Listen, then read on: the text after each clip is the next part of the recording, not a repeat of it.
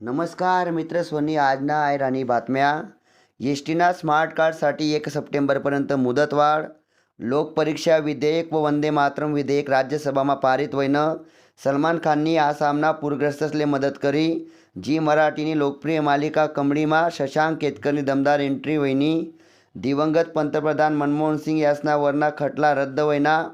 हिंदी चित्रपटना अभिनेता देवानंद यासना पुत्र सुनील आनंद यासनं लंडनमा निधन होईनं।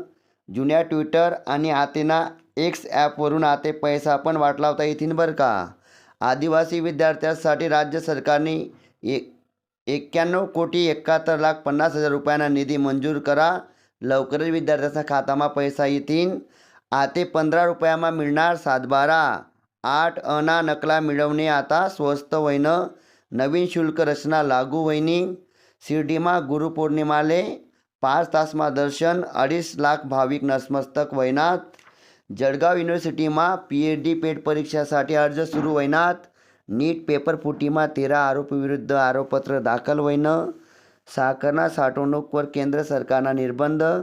डीलरले 4,000 क्विंटलनी मर्यादा। बिहार सचिवालयमा अधिकारी कर्मचारीसना जीन्स टी शर्टवर बंदी करण्यात येईल शे।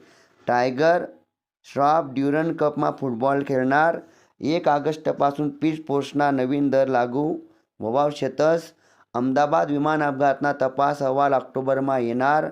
पेटीएम पेमेंट्स बँक अखेर बंद। दिल्ली उच्च न्यायालयाना निर्णय। सोनी मराठीवर लवकरच कोण होणार करोडपतीना नवा पर्व सुरू होणार।